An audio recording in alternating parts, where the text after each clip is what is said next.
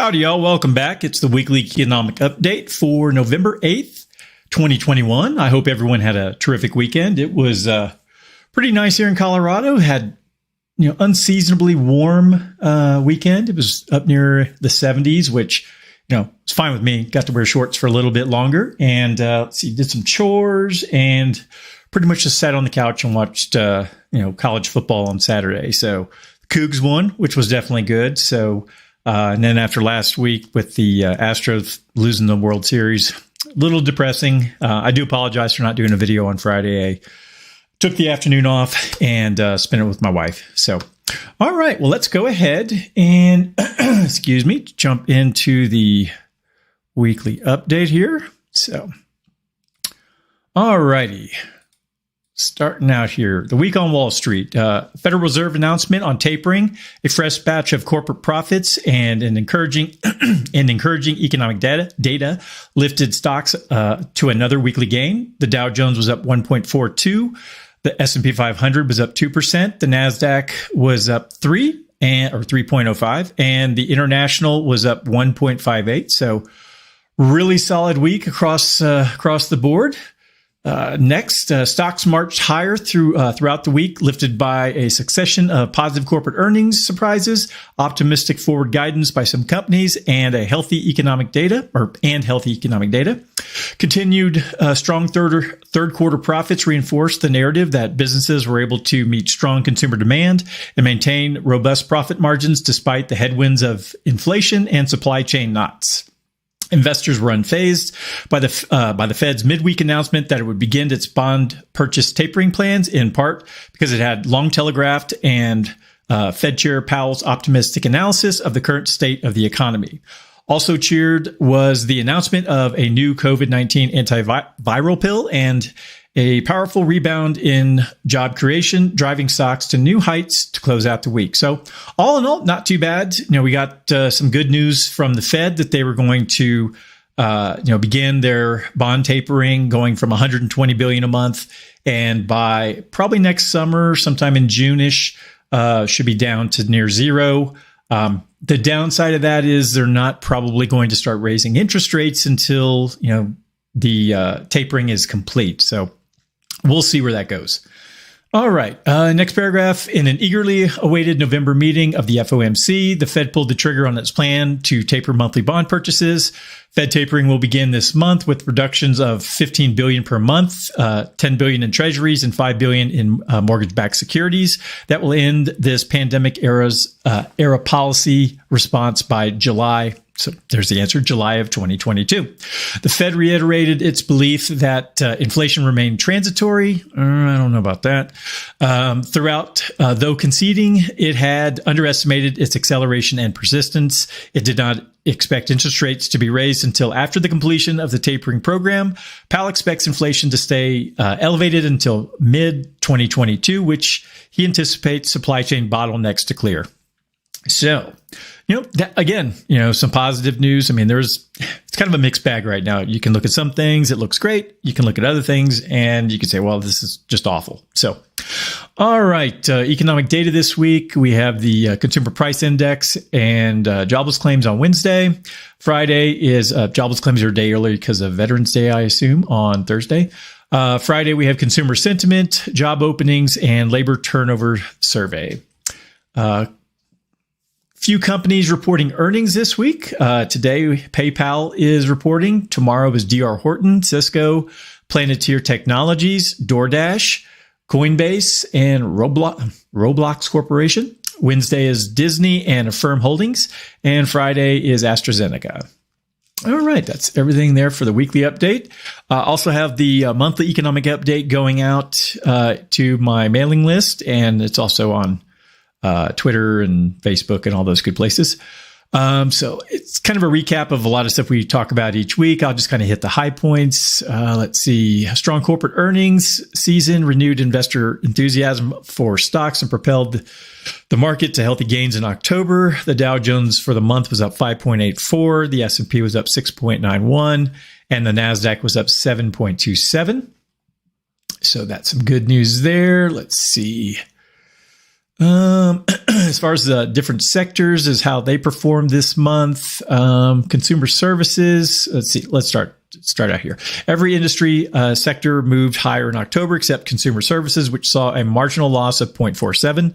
Performance was strong across the board, with gains in consumer discretionaries up 10, consumer staples up 2.66, energy 9.38, financials 6.09, healthcare 3.64, industrials 4.69, materials 6.0%, real estate 7.84, technology 6.81, and utilities 5.9. So, that's, growth across the board, except for the one that we talked about at the very beginning. So again, positive news coming out of the economy. We could just get everybody who was working, a year and a half, 2 years ago back to work. That would be ideal.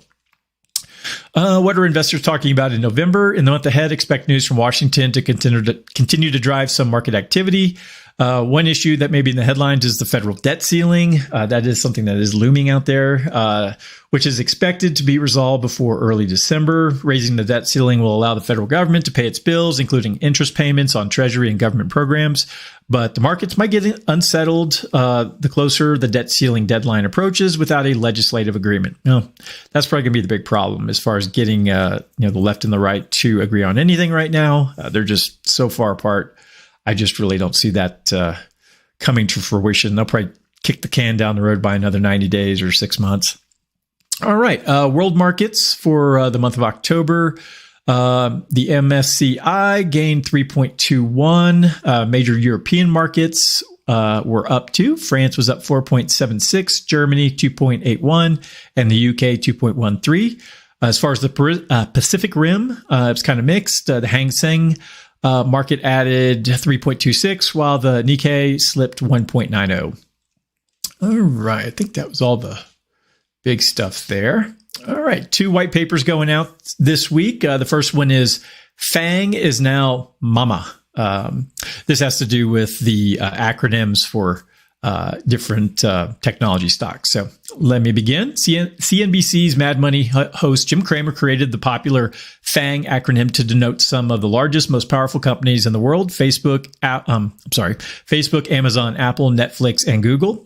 Recently, changes in those companies are reflected in Cramer's new acronym, MAMAA, which stands for Microsoft, replacing Netflix, Alphabet, Meta, Amazon, and Apple. Keep in mind that the companies or people mentioned in this letter, that's disclaimer there. Google renamed its parent company Alphabet in 2015, but few outside the media referred to it as such. And then Facebook this month has changed, or last month changed its name to Meta. Let's see. It's just branding BS. So, all right. Next white paper is when bad news is good news. And this has to do with the tapering program. Financial markets can be challenging to understand, but when markets enter a bad news is good news cycle, it becomes even more difficult to follow along. At its November meeting, the Fed outlined its plan to taper monthly bond purchases, which will end this pandemic era policy response by July of 2022. Bad news, right? Bond purchases were one of the ways the Fed supported the economy. Stopping the program would be like removing the punch bowl just as the party was getting going. Not so fast. This time around, the financial markets said that bad news was good news. Ending the program signaled that the Fed was had confidence in the economic recovery, and it no longer needed to support the financial markets. But just a month ago, the bad news was still bad news. Financial markets hit a rough patch in late September after the Fed said it was preparing to reduce its bond buying program as soon as November. If you had been investing for any period of time, it should come as no surprise to hear that financial markets changed their mind. So remember to consult your financial professional, blah, blah, blah. So essentially, this was expected. This has been telegraphed for the better part of at least 90 days. So to not begin that, the process of tapering those purchases would actually be, again, a sign of bad news, because if you had to extend it, it would be a signal to the markets and the rest of the country that there's a problem that you need to continue the program for. So anyways, All right. I did have one quick article I did want to go through, and this is from First Trust, Brian Westbury, their chief economist. This is kind of wrapping up the elections from last week, and did want to run through this real quick, and then we'll finish things up. In spite of what listening to the mainstream media might make you think, the voting public doesn't change much from year to year or election to election. As a result, when leaders try to take policy too far in one direction without enough public support, they often get punished at the polls. That's our takeaway from Virginia and New Jersey, the Virginia and New Jersey gubernatorial and down ballot state legislative elections last week.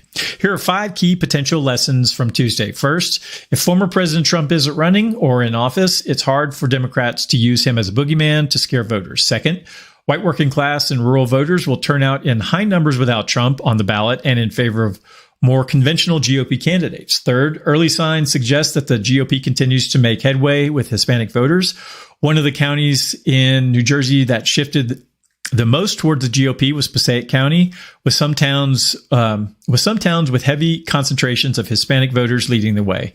As a result, according to at least one political betting market, Republicans are now favored to win the Senate seats in Arizona and Nevada, even though both seats will have incumbent Democrats running for re-election. Fourth, Republicans have won Virginia this year, but it is still a blue state. 4 years ago, when Trump was in office, the Democrats won Virginia by 9 points. This year, the GOP won by 2 points. The party that wins by 9 and loses by 2 is still the majority party. And last, the GOP is in an excellent position to win the House next year and probably the Senate as well. Usually, the Virginia governor's race is a harbinger of which way the midterms will go. If Republicans see nationwide gains that are equivalent to the gains they have made in Virginia, they'll easily win the House. However, the midterm elections are still a year away. Congress and the presidency have plenty of time to enact legislation they agree on before submitting themselves to the voters. That happened late last week when House rubber stamped a bipartisan $1 trillion infrastructure spending bill passed this summer by the Senate, sending it to the President Biden's desk. This bill will generate extra spending for highways, mass transit, airports, water systems, Amtrak, broadband, and electric vehicle charging, and renewable energy.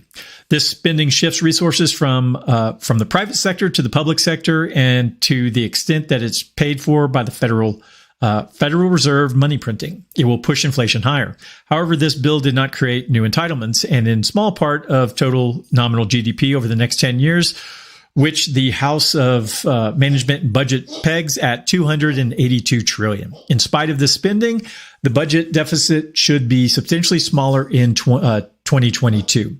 I apologize. My dog is barking in the hallway, and he's a jackass right now. So if you can hear it, I am sorry. Meanwhile, the larger, fully partisan plan to raise taxes and create new entitlements has lost momentum. Right now, we put the odds of passage on this much more economically harmful legislation at less than 50%, in part of last week's election results. However, this legislation remains a threat to the forecast for 2022 and beyond, as does monetary policy. The financial markets appear to expect 2 or 3 rate hikes in 2022, but personnel changes and political pressure at the Federal Reserve will make it less hawkish. As a result, we are looking at 1 rate hike very late next year, but no more than that. In addition, businesses across the country must be wondering what's going to happen with the Biden administration's draconian COVID-related OSHA rules, which mandate vaccines for private companies over 100 employees. This would deter some workers from seeking jobs while making it much more costly for for businesses to hire. Oddly, these new rules coincide with the arrival of new treatments that should make the vaccine debate obsolete. A federal court has temporarily put these rules on hold. Hopefully, for the job market's sake, policymakers rethink the rules and decide to withdraw them. All right. So, I mean, as far as the OSHA rule, I don't know. I don't see anywhere in the Constitution that gives OSHA the ability to tell any business what they should inject into any of their employees. So, and being a small business myself, I've heard the rumors that, their plan is to extend it to companies smaller than 100 individuals, in the future. So I have no plans to comply with this. So that's my way of sticking it to the man. So, but anyways, all right. Make sure I went through everything. New stimulus, cash, inflation.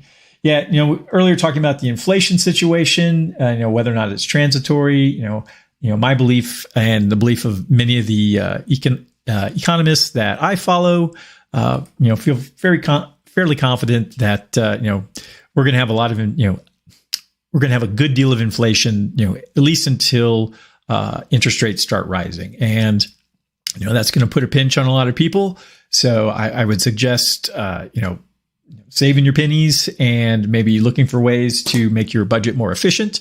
But this is going to be in my estimation, a bumpy ride over the next probably year or two. So, all right. Well, that's everything I had for today. If anyone needs anything from me, feel free to give me a call, shoot me an email, send some smoke signals, and don't hesitate to, like I said, to reach out. Even if it's late or whatever. If it's an emergency, I'll get right to you. So, be sure to like, subscribe, and share with friends. And like I said, if you need anything from me, be sure to reach out. And I'll definitely be back by Friday with the weekly wrap up. And have a fantastic week, folks. Bye-bye.